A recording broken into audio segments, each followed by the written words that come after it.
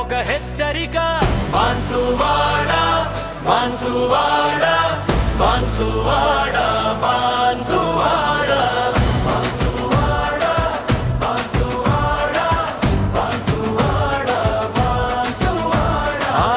సాయంత్రం అంత సాధారణం, తీస్తాల్లో రాజకీయ చర్చలు, షాపింగ్ లో కుటుంబాలు, కొన్ని గంటల్లో నిశ్శబ్దం చీలింది. మతోన్మాదపు అరుపులో నగరం వణికింది, ప్రశాంతత వెనుక రక్త పిపాస పొంచె ఉంటుంది.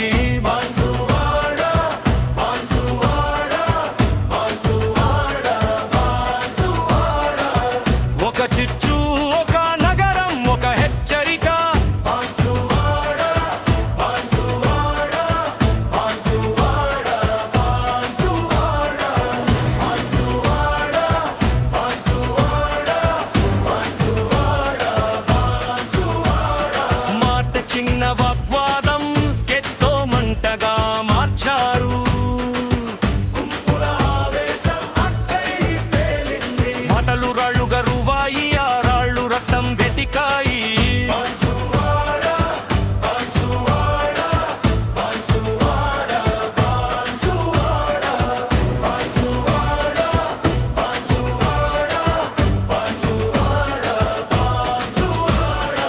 మోసిన షాపులు, పగిలిన గాజులు, కాలిన వాహనాలు, విధుల్లో పరుగులు, సాధారణ ప్రజలు మీ ఒళ్ళు మావోళ్ళే. దుకాణం కాలిన కుటుంబం, ఉనికి దెబ్బతీసే ఆర్థిక యుద్ధం, అరాచక శక్తులు కాపాడే రాజకీయం, ఒత్తిడి తెచ్చి ఉన్మాదుల వదిలేయాలని చూస్తే అది సమాజానికి తీరని ముప్పు, తిరిగి రాజకీయానికి పెట్టది నిప్పు.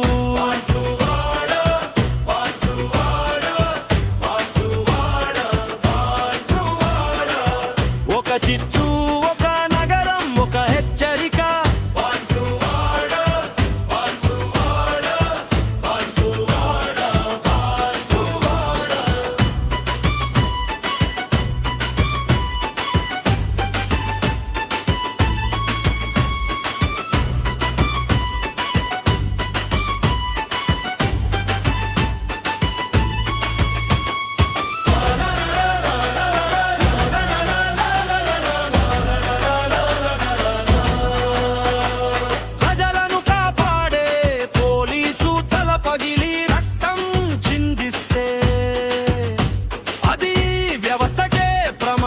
సంకేతం ఉన్మాదుల తెగింపుకు పరాకాష్ట, ఒక్కడిని వదిలేదే లేదు, అసలు సూత్రధారిని విడుచుడు లేదు.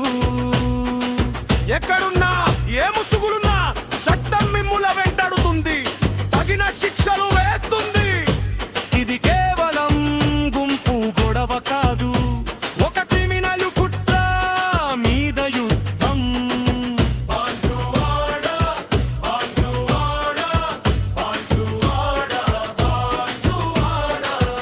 ఒక చిచ్చు, ఒక నగరం, ఒక హెచ్చరిక.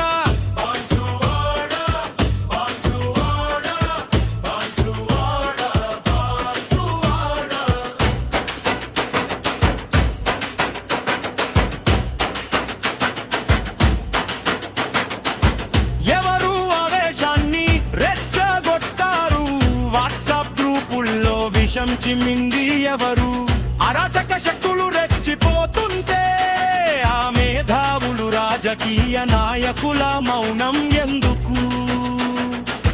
ఈ మతోన్మాదానికి మద్దతు ఇవ్వడం కాదా? ఇలాంటి ఘటనలు ఒక్క రోజులో పుట్టవు, ముందే ఎక్కడో మాటలతో మంటలు పెడతారు. సమయం చూసి ఒక చిన్న చిచ్చును బాంబులా పేల్చుతారు. ఇది బాన్సువాడతో ఆగిపోదు. నీ ఇంటి బాక రాకముందే నిద్ర లేవకపోతే రేపు నీ గల్లీ కూడా ఇలాగే రణరంగం అవుతుంది. సమాజం బలహీన